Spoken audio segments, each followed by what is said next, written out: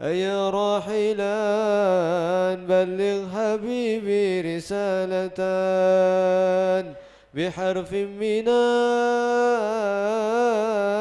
الأشواق يحلو هجاؤه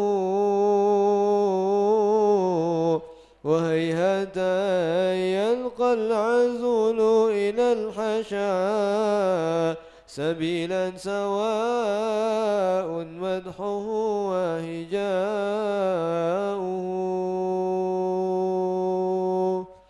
أيا سيدي قلبي بحبك بائح وطرفي بعد الدمع تجري دماؤه إذا رمت كتم الحب زادت صبابتي فسياني عندي بثه وخفاؤه أجب يا حبيب القلب دعوة شيق يا رسول الله شكى لفح نار قد حوتها حشاؤه ومر ضيفك الميمون في غفلة العدا يمر بطرف زاد فيك بكاؤه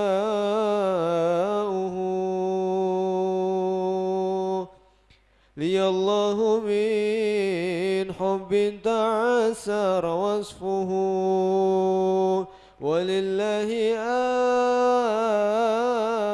أمري والقضاء قضاؤه فيا رب شرفني برؤية سيدي وأجل صدى القلب الكثير صداؤه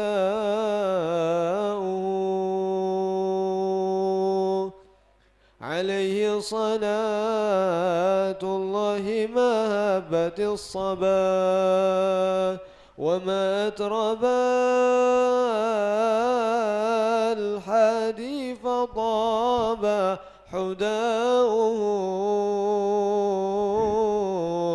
مع الآل والأصحاب ما قال منشد هو النور يهدي الحائرين ضياؤه والحمد لله رب العالمين.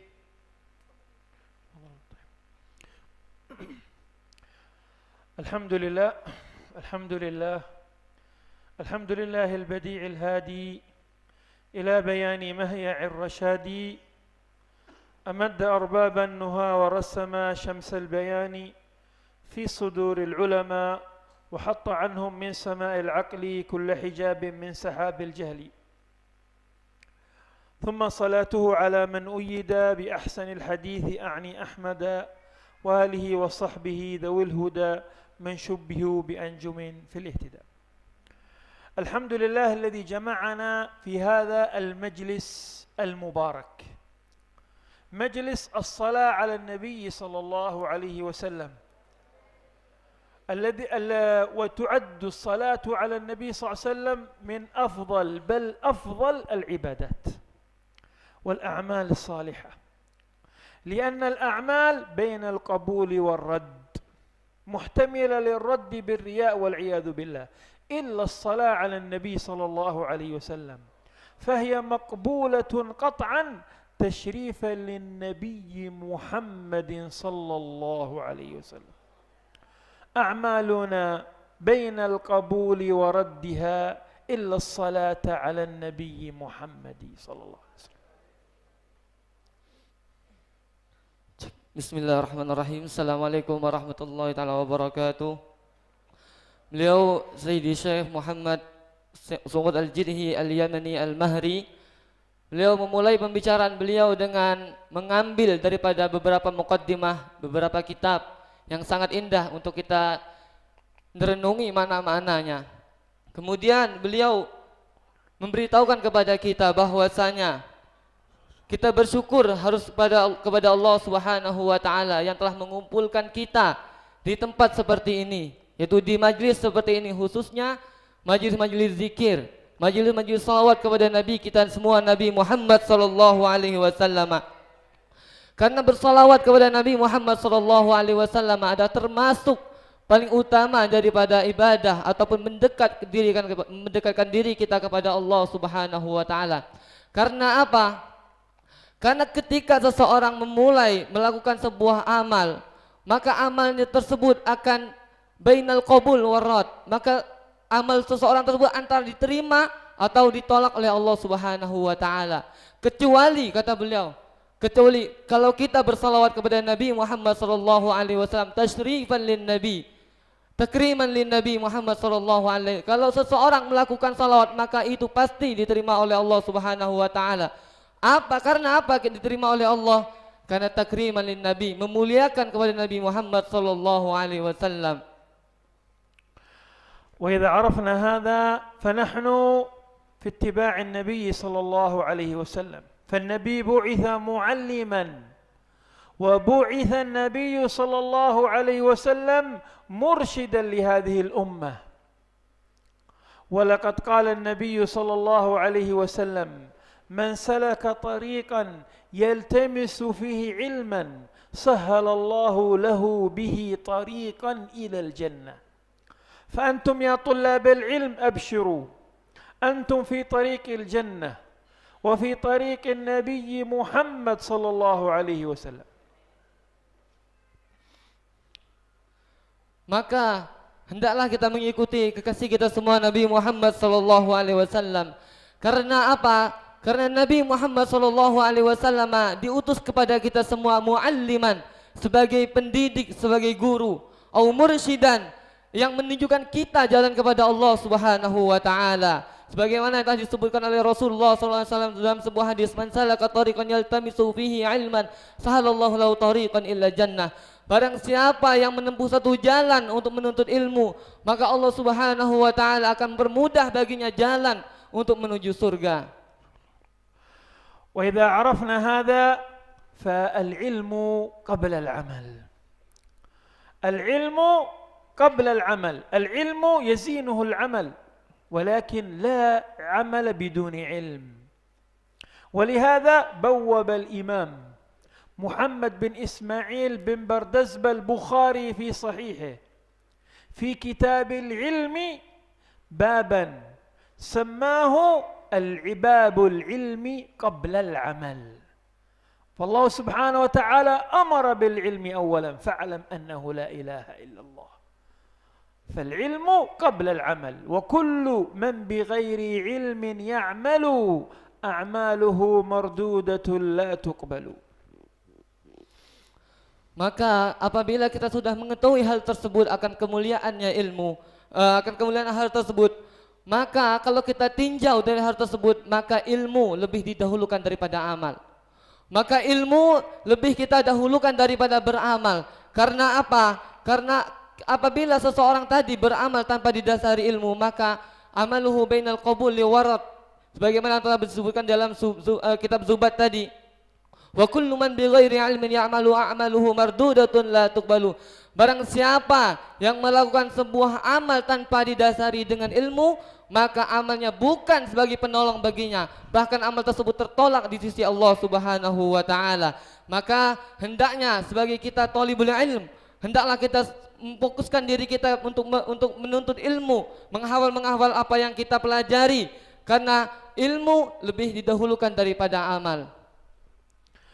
Wa idza arafna hadza فلقد قال النبي صلى الله عليه وسلم: العلماء ورثة الأنبياء، فإن الأنبياء لم يورثوا دينارا ولا درهما.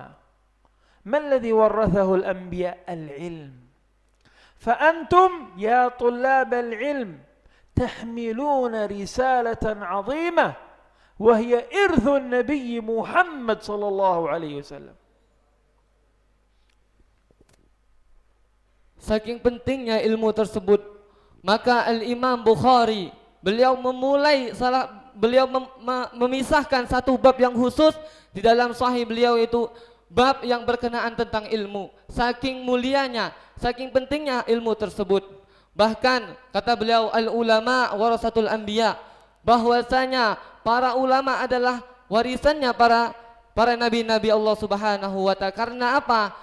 Karena para nabi Allah Subhanahu wa taala, Nabi Muhammad dan serta para nabi-nabi yang lainnya tidak akan mewariskan kepada orang yang selanjutnya, para pengikut yang selanjutnya adalah berupa harta, tidak. Akan tapi para ulama, para anbiya, mereka mewarisi kepada generasi-generasi selanjutnya adalah ilmu yang mendekatkan mereka kepada Allah Subhanahu wa taala. Maka kita sebagai thalibul ilm, kita ini berada dalam orang yang mengambil warisannya para nabi. Maka orang yang mengambil apa yang telah diberikan oleh para nabi, maka hendaknya kita berbahagia, bersyukur atas yang telah diberikan oleh Allah Subhanahu wa taala kepada kita. Wa idza 'arafna hadha fa al-'ilmu 'azim. Ittasafa Allah Subhanahu wa ta'ala bi wa huwa lamma kana 'aziman wa ghaliyan. Daiman al-ghali muqabiluhu ghali. مقابله ثمين. فالعلم لسان حاله تقول أعطني كلك أعطيك بعضي. العلم يحتاج إلى أن تعطيه كلك. ولهذا يقول الإمام السقاف في الفوائد المكية أنه لا ينبغي لطالب العلم أن ينشغل بأي شيء غير طلب العلم في زمن طلب العلم. لا بأي شيء، حتى بالزواج، حتى بالنكاح. والعلم قدم والزواج أخرا وجوزوا التقديم إذ لا ضرر. إذا ما في ضرر يجوز التقديم. Maka apabila kalau kita sudah mengetahui akan kemuliaan ilmu tersebut, maka karena kita telah dimasukkan oleh Allah Subhanahu wa taala ke dalam lingkup thalibul ilm, orang-orang yang menuntut ilmu, kita telah diberikan nikmat yang agung oleh Allah Subhanahu wa taala. Karena sesuatu yang agung harus dibalas dengan sesuatu yang agung. Sesuatu yang mahal yang diberikan Allah Subhanahu wa taala kepada kita, maka hendaklah kita membalasnya dengan sesuatu yang mahal juga. Bahkan ilmu tersebut, bahkan Al-Imam As-Saqaf beliau mengatakan bahwasanya bahwasanya yang paling hak, yang paling layak untuk kita berikan, membalas apa yang telah diberikan oleh Allah Subhanahu wa taala kepada kita daripada nikmat menuntut ilmu adalah masa-masa kita seperti ini. Hendaknya kita digunakan untuk menuntut ilmu dengan sungguh-sungguh. Bahkan lisanul ilm berkata, ilmu itu berkata kepada kita, seandainya engkau memberikan kepadaku, kata ilmu tersebut, seluruh apa yang engkau miliki, dari semangatmu, dari usahamu, dari semua yang kau berikan kepada ilmu, maka ilmu akan memberikan kepada kita setengahnya, sedikit secuil daripada ilmu yang ilmu berikan. Maka apalagi orang yang malas, orang yang semangat saja ilmu akan memberikan kepadanya setengah ataupun sedikit, apalagi orang yang malas.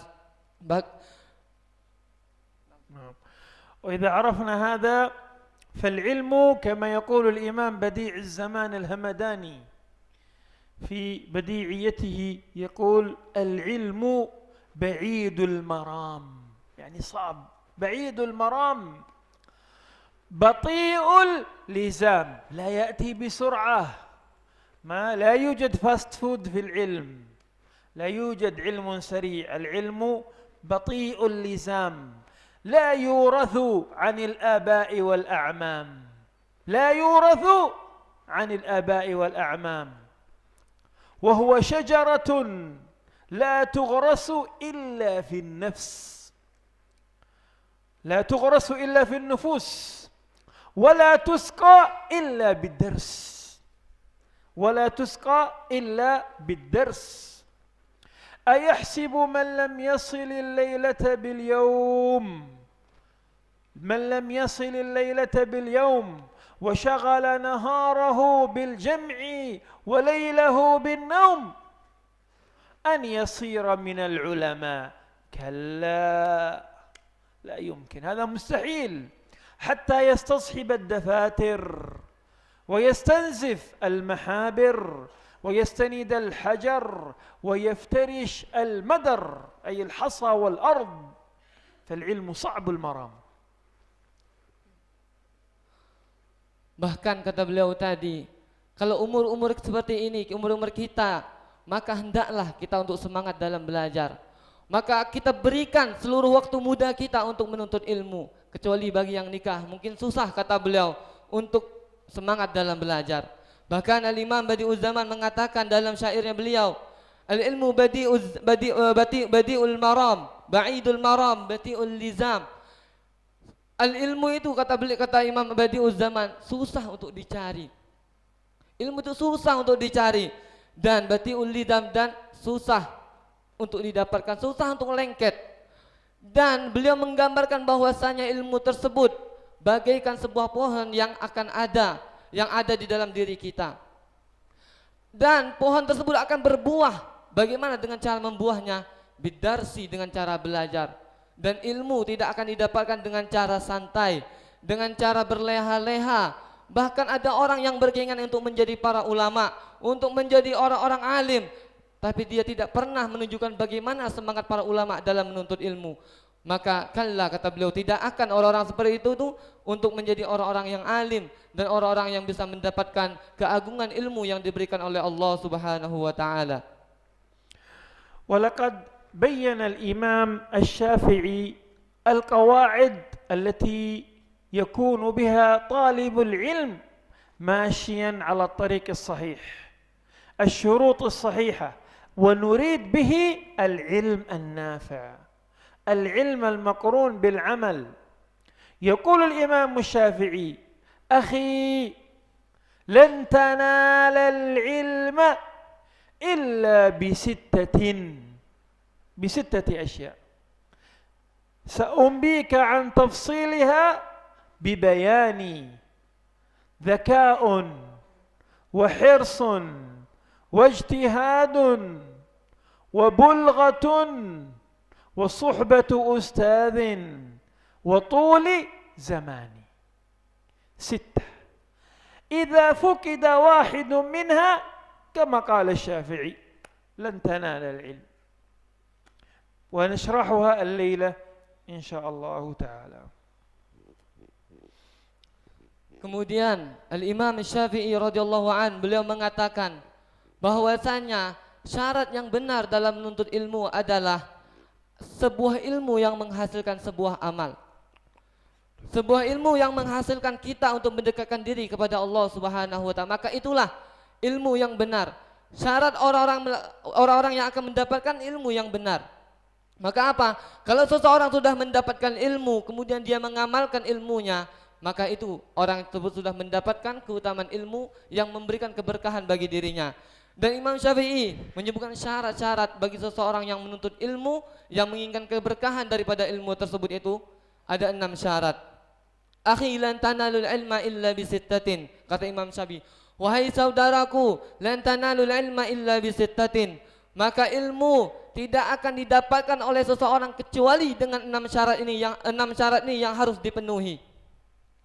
Sa'un bikan majmu'ihan bibayani. Maka Imam Syafi'i mengatakan, aku akan menjelaskan kepadamu. Penjelasannya pada bait-bait selanjutnya. Zaka'un wa hirsun wa istibarun wa bulghatun. Dalam riwayat yang lain, wa irsyadu ustadin wa suhbatu ustadin wa tuluz zamanin. Zaka'un, yang pertama syarat bagi orang yang ingin mendapatkan ilmu, zaka, cerdas. Cerdas maksud di sini adalah orang yang tidak malas-malasan. Intinya semangat. Wa hirsun, dan semangat, hirs, haus akan ilmu pengetahuan. Wastibarun, dan bersabar atas beratnya dalam menuntut ilmu. Wa bulghatin, kemudian biaya dalam menuntut ilmu. Wa suhbatu ustadzin, irsyad ataupun petunjuk dari seorang guru yang menunjukkan seseorang tersebut kepada jalan yang benar. Wa tuluz zaman, dan waktu yang lama. Maka seseorang apabila hilang satu syarat daripada 6 syarat ini, maka orang tersebut tidak akan mendapatkan ilmu. Tidak akan mendapatkan ilmu yang menghantarkan dia untuk mendekatkan diri kepada Allah Subhanahu wa taala. Adapun penjelasan selanjutnya di pertemuan yang akan datang, kata beliau.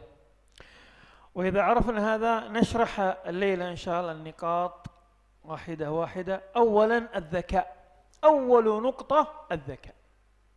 الذكاء هو تمام الفهم، تمام الفهم. ولهذا اشترط العلماء في الأصوليون في المجتهد أن يكون ذكيا بالطبع، أن يكون ذكيا طبعه، وهذا شديد على كل حال. والذكاء هو تمام الفهم. والظن في طلاب العلم أنهم أذكياء، ويختلف الناس في الذكاء، بعضهم يكون بليدا ثم عندما يكبر يطرأ عليه الذكاء، وبعضهم لا يظهر عليه الذكاء بسرعة. فالذكاء مهم. ونذكر هنا قصة تتعلق بالذكاء لطلاب العلم، قصة طريفة، وهي قصة شيخ الأزهر والفلاح. شيخ الأزهر والفلاح كان في الأزهر طالبا نجيبا ذكي جدا ما شاء الله، وكان يحفظ كل شيء ويحفظ الخلاف، حتى قال له زملاؤه: أنت أكيد أبوك عالم. كانوا يظنون هذا الذكاء، وأتى من أسرة علم، وهو أبوه فلاح في الصعيد في بادية مصر لا يعرف شيئا، أمي. فقال لهم: لا، أنا أبي ليس بعالم. يقولون: لا، أنت أبوك أكيد عالم، من أين هذا الذكاء؟ فينكر، حتى كل مرة يقولوا قال لهم: نعم أبي عالم.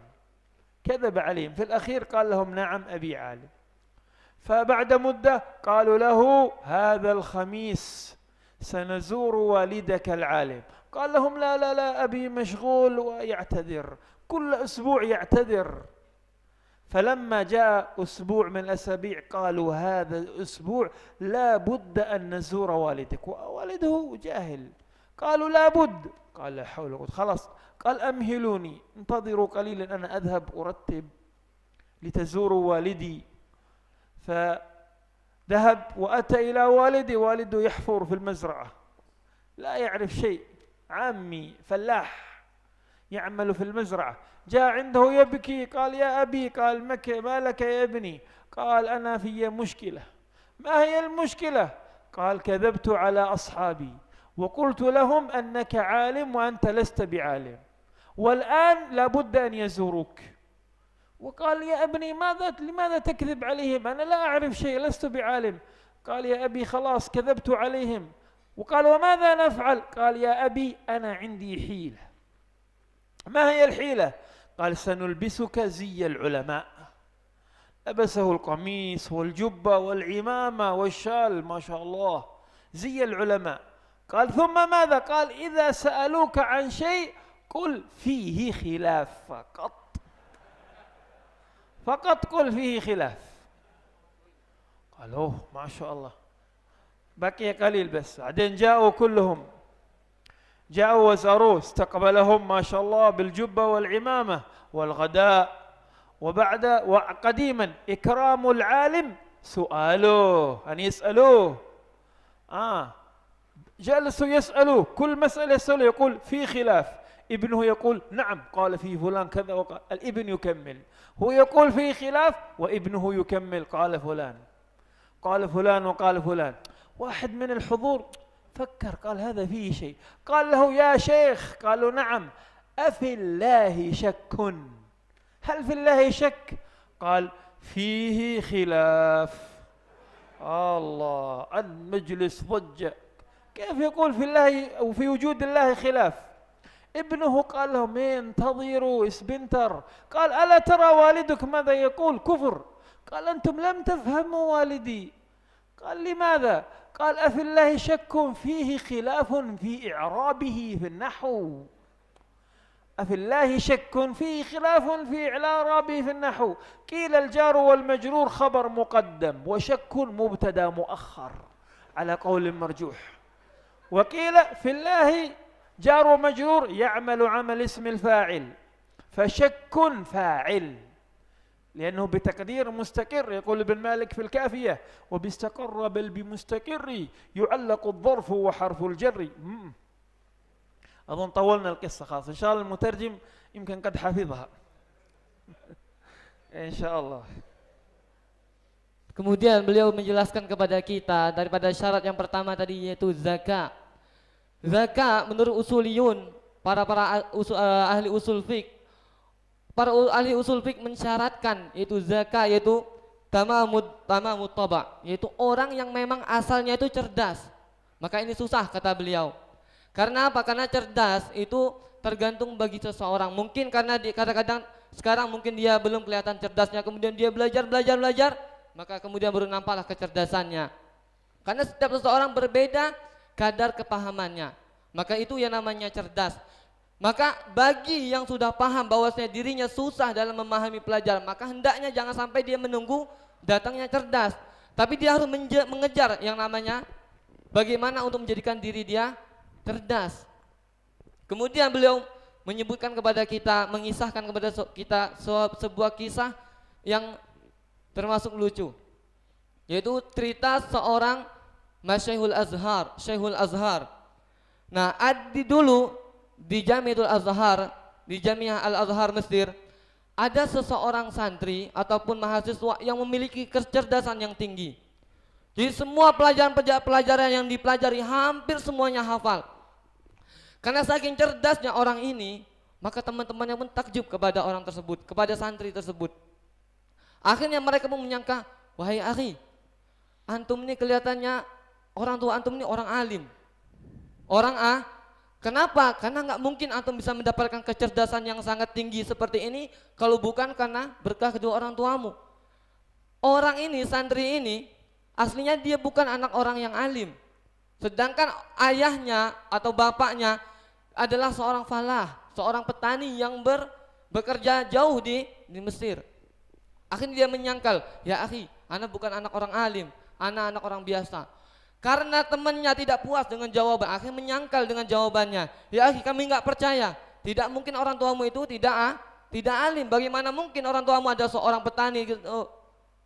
Nah, akhirnya karena dia menyangkal, teman-temannya akhirnya terus menguja, akhirnya karena dia sudah tidak punya jawaban yang lain lagi, akhirnya terpaksalah dia akhirnya, ya orang tuaku adalah orang alim katanya tadi. Akhirnya lewat beberapa hari, akhirnya teman-teman dia berkumpul. Teman-temannya berkumpul untuk sepakat untuk pergi ziarah. Karena apa? Untuk pergi ziarah ke orang tua mahasiswa tadi, santri tadi. Akhirnya dia kasih tahu kepada santri tadi, wahai akhi, insyaallah nanti Kamis kami mau ziarah ke rumah antum.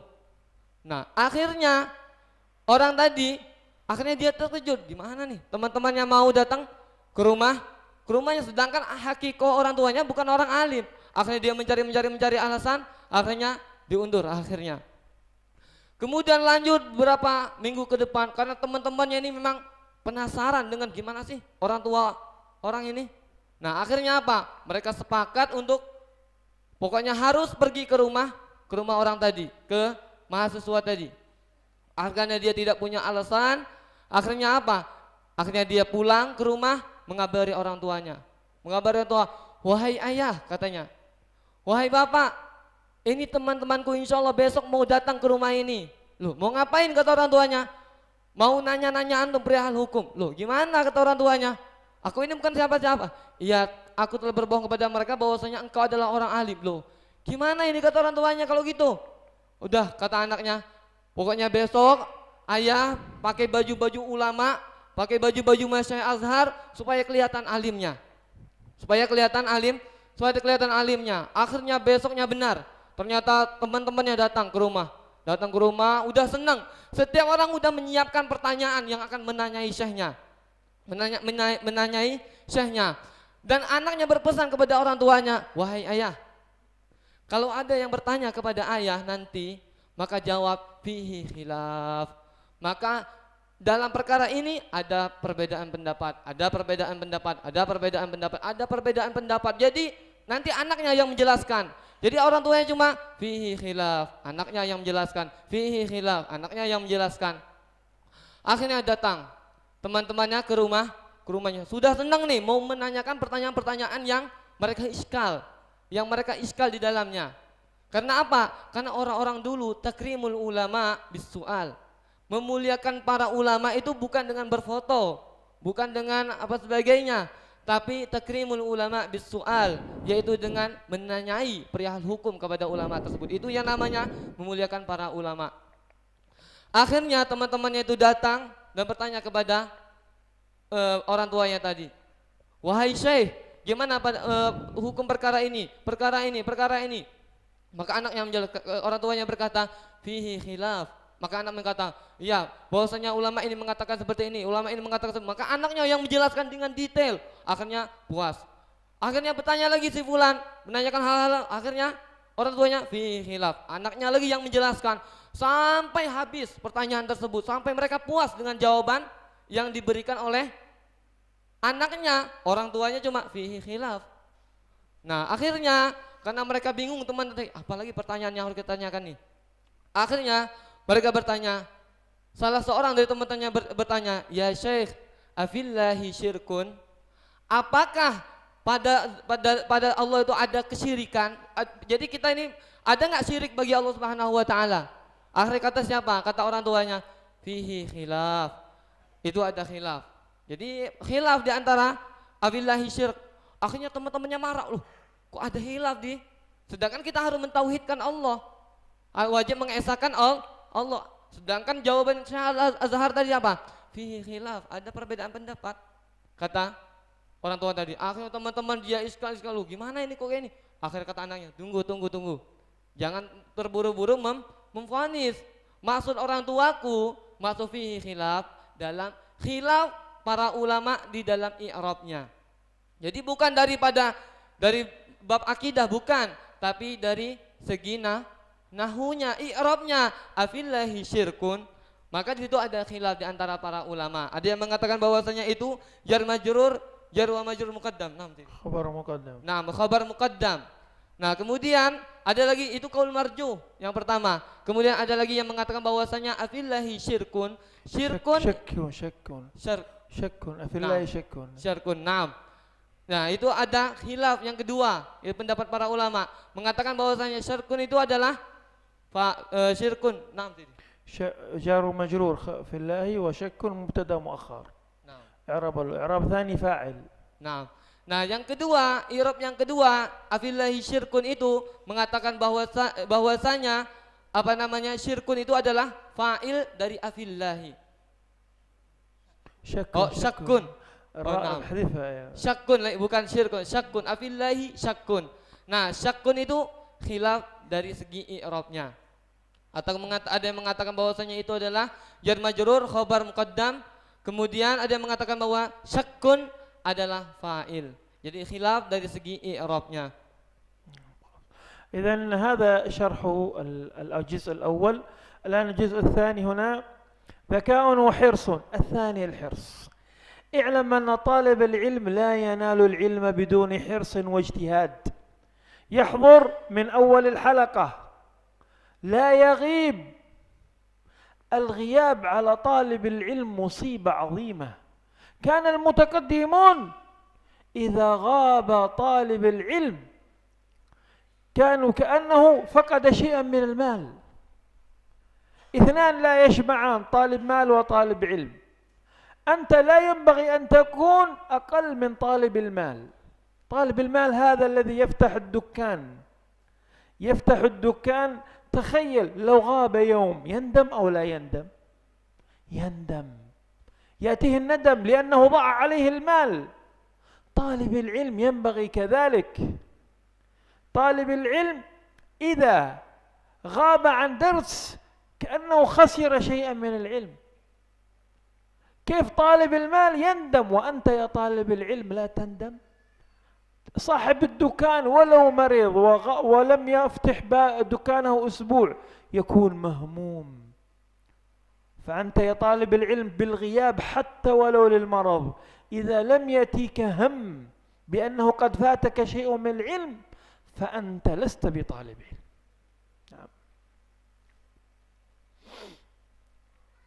Baiklah, syarat yang kedua adalah hirs. Nah, maka seseorang apabila dalam menuntut ilmunya tidak ada semangat dalam menuntut ilmu, maka dia tidak akan untuk mendapatkan ilmu yang akan memberikannya kemanfaatan di hari kelak. Dan kemudian Khususnya bagi kita para santri, para talibul ilm, jangan sampai kita ada namanya gaib, tidak hadir dalam pelajaran. Para mutaqaddimun, orang-orang terdahulu, ketika mereka ada yang hadir, ketika mereka tertimpa sebuah kegaiban ataupun tidak hadir dalam halaqah ilm, halaqah dalam menuntut ilmu, maka mereka merasakan bahwa mereka tertimpa sebuah musibah yang diberikan oleh Allah Subhanahu wa taala kepada mereka. Mereka merasakan sebuah rasa yang sangat sedih yang akan mereka rasakan ketika mereka tidak hadir di halaqah belajar. Makanya kita sebagai thalibul ilmi, orang-orang yang menuntut ilmu, janganlah mau kalah kepada orang-orang yang menuntut harta, orang-orang yang thalibul mal, orang-orang yang mencari harta. Kalau kita perhatikan, coba kalau kita lihat orang-orang yang berdagang, orang-orang yang mencari harta, apabila mereka tidak jualan satu hari, apakah yang mereka akan rasakan? Maka mereka akan rasakan sebuah kerugian yang menimpa diri mereka, sebuah musibah yang menimpa diri mereka. Makanya kita sebagai thalibul ilmi, orang yang menuntut ilmu, janganlah mau kalah daripada orang-orang yang mencari harta dunia, yang itu hanya sementara, sedangkan kita mencari ilmu untuk bekal kita di dunia dan di akhirat kita nanti. نعم، إذن ذكاء وحرصا. الحرص والإخلاص يوجد حتى في العوام. هناك من العوام من عنده حرص وإخلاص واجتهاد، ربما يكون أكثر من طلاب العلم. ذكاء وحرص واجتهاد، لا بد من الاجتهاد. مع الحرص متقارب، الحرص والاجتهاد متقارب، ولهذا غير الحريص ليس بمجتهد، ولا اجتهاد بدون حرص، متلازمان. والاجتهاد والحرص موجود حتى في العوام، حتى في العوام. نذكر قصة الصومالي، فيه الصومالي كما يقولون بالملايو أورانغ صومال، إتامس أسود فقير، أسود فقير مسكين، أراد أن يحج ووفقه الله للحج، ما شاء الله، ذهب يحج بيت الله، وجاء عند الملتزم الظهر يدعو يا الله بالجنة، يا الله بالجنة، وهو فقير، بلاده فقيرة، أسود البشرة من أفريقيا، يا الله بالجنة، يا الله بالجنة، ومن التعب وشدة الحر أغمي عليه وسقط مغميا عليه. وهناك طبعا من أغمي عليه في الحرم يأخذوه إلى مستشفى قريب، مشفى قريب، أدخلوا المشفى، مشفى طبعا ما شاء الله، بلاد السعودي بلاد غنية، المشفى جميل نظيف أبيض، فيه مكيف بارد وكله أبيض، وفيه ممرضات من الفلبين بيضاوات، وهذا مسكين حملوه يا الله بالجنة، يا الله بالجنة، وأغمي عليه ودخل المستشفى، فاستيقظ وهو في هذا المكان، ما شاء الله مكان بارد وأبيض كله وبارد نظيف، قال الحمد لله، الحمد لله، الجنة ونعيمها، الجنة ونعيمها، الحمد لله. ظن بأنه دخل الجنة، استيقظ أنه قال يا الله بالجنة ودخل هذا المكان الجميل، ظن أنه في الجنة، الله استجاب دعاءه، دخل الجنة ما شاء الله. بعدين ينظر رأى 4 ممرضات من الفلبين أبيض، هو أسود، قال الهور العين، ظنهن الحور العين رضي الله عنه.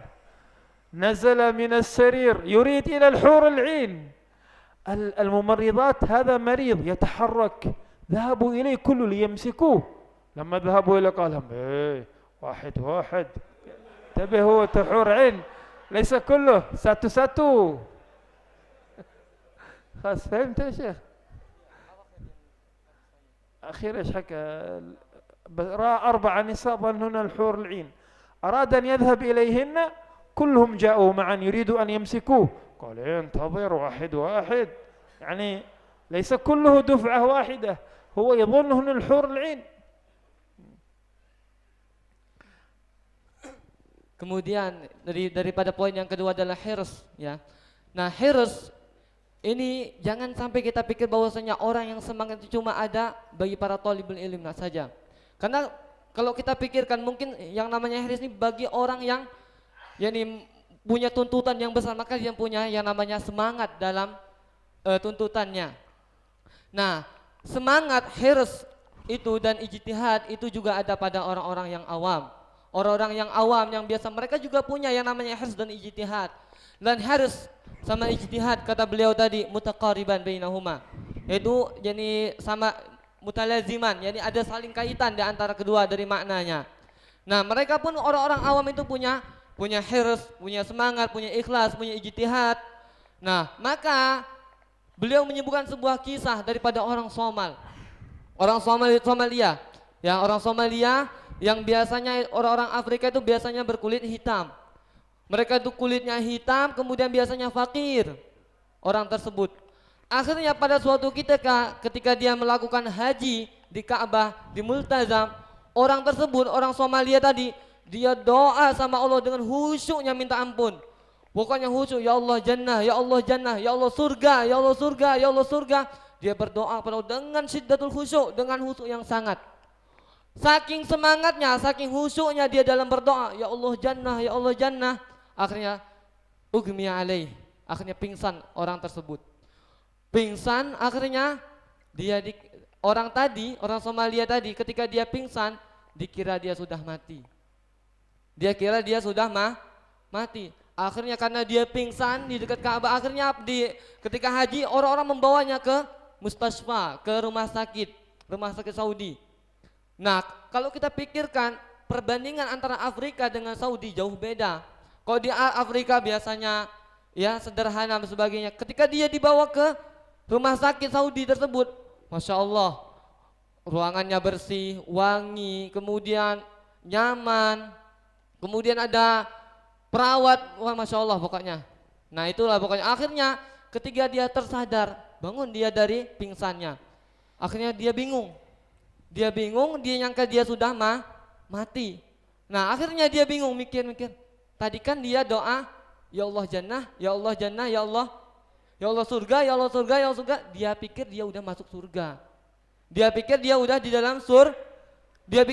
dalam surga. Akhirnya dia berkata apa? Al jannatu wa na'imuha. Dia berkata, oh ini ternyata surga dan kenikmatannya. Masya Allah, perbedaannya jauh dari tempat dia tinggal dan sekarang dia berada. Akhirnya dia mikir, wah Masya Allah udah di surga ini. Akhirnya apa? Datang perawat.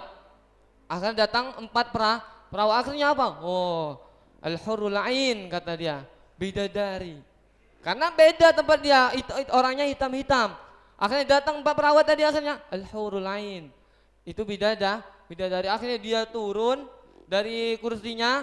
Ingat ya, itulah pokoknya. Akhirnya turun, akhirnya apa? Karena dia turun dari ranjangnya, akhirnya perawat tadi sontak kaget, takut dia jatuh apa sebagainya. Akhirnya datang 4-4-nya ke dia. Akhirnya tunggu. Satu-satu katanya. Nah, satu-satu kata orang Somalia tadi. Masya Allah, syiddatul khusyuk doanya tadi. Akhirnya setengahnya dikabulkan oleh Allah insyaallah. فهذه القصة الأخيرة صحيح أنها قصة مضحكة ولكن فيها عبرة. هي قصة تضحك ولكن فيها عبرة. هذا المسكين عنده صدق، يظن بالله أنه سيستجيب دعاؤه. أيضا عنده إخلاص، عنده اجتهاد، وهذا يدل على صفاء السريرة. فلهذا ينبغي الإنسان أن يتصف بهذه الأوصاف الحميدة. والله سبحانه وتعالى إنما ينظر إلى القلب ولا ينظر إلى الجسم ولا إلى الشكل، فإن أوعية الله في هذه الدنيا هي القلوب، فالله ينظر إلى قلوبكم ولا ينظر إلى أشكالكم.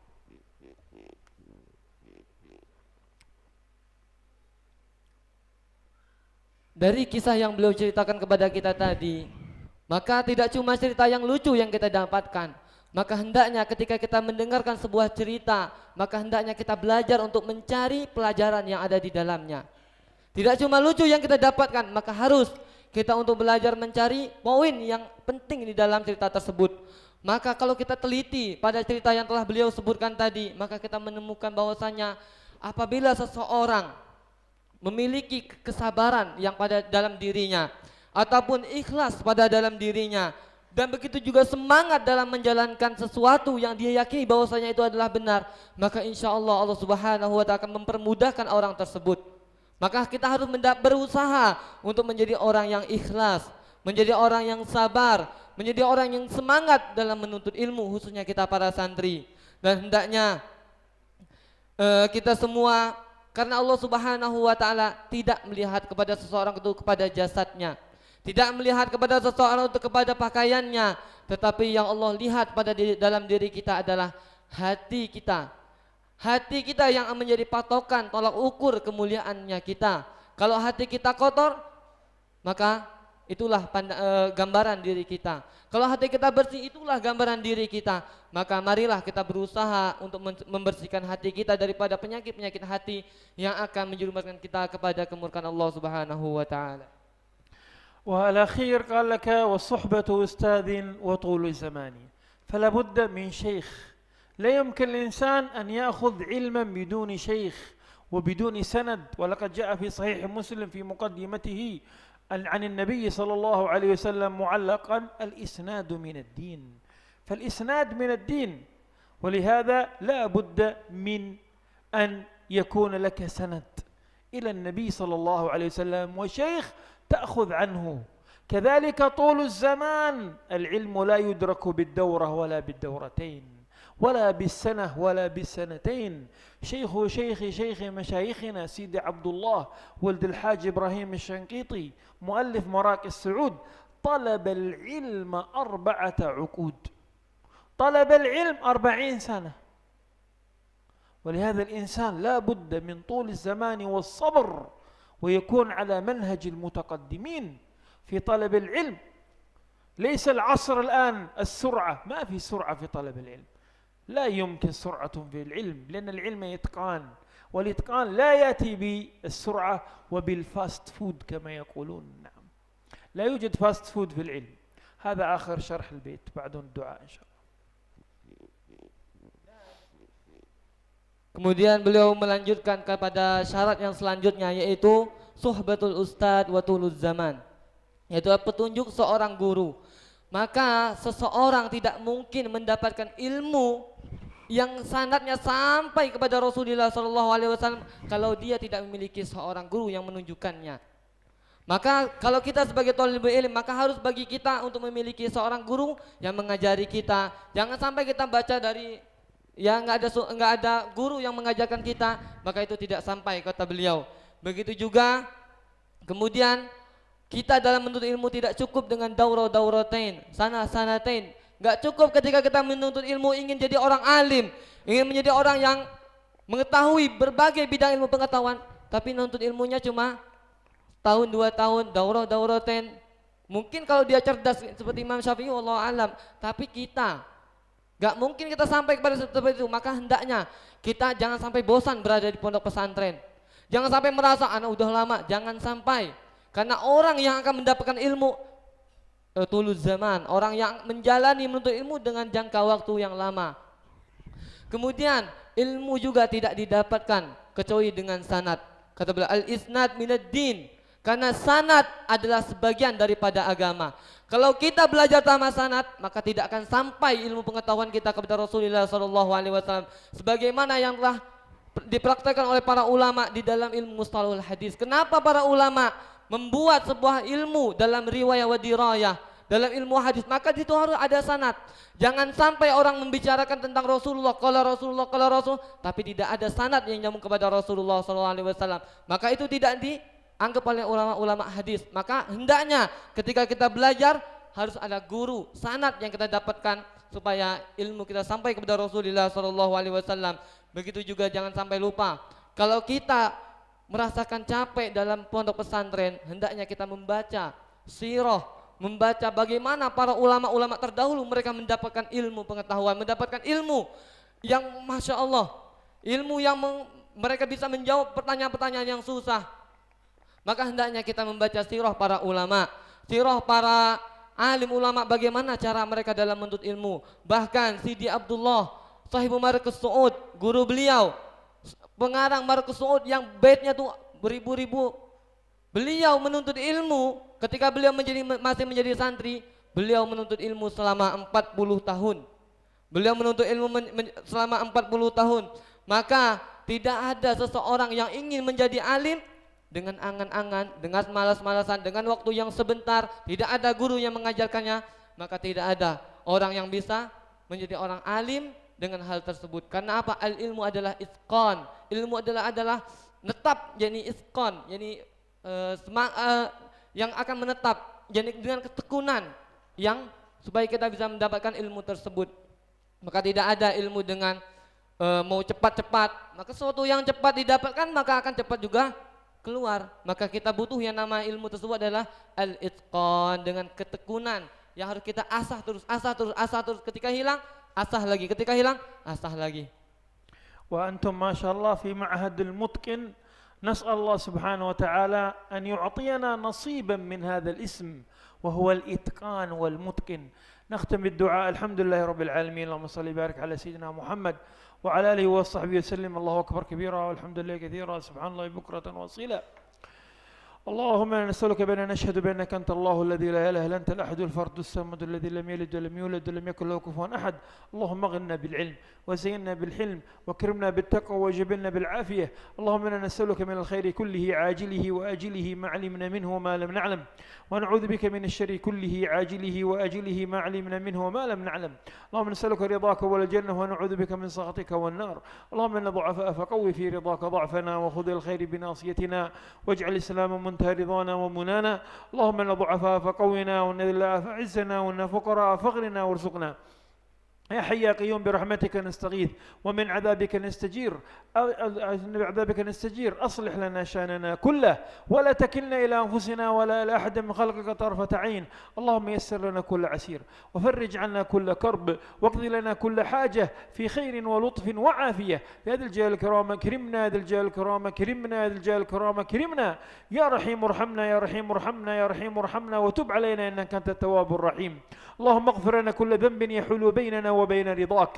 اللهم اغفر لنا كل ذنب يحول بيننا وبين عافيتك. اللهم اغفر لنا كل ذنب يحول بيننا وبين رزقك. اللهم قنا عذابك يوم تبعث عبادك. اللهم اكفنا شر الطاغين والباغين والحاسدين والمعتدين من الظالمين من أي جنس والظالمين من أي جنس بما شئت وكيف شئت عاجلا غير آجل برحمتك يا أرحم الراحمين. اللهم صل صلاة كاملة وسلم سلاما تاما على نبي تنحل به العقد وتنفرج به الكرب وتقضى به الحاجات وتنال به الرغائب وحسن الخواتيم ويستسقى الغمام بوجهه الكريم وآله وصحبه عدد خلقك ورضا نفسك وزنة عرشك ومداد كلماتك وعدد كل معلوم لك وعد ما كان وما كان ليوم الدين. وبسر الفاتحة. الحمد لله رب العالمين.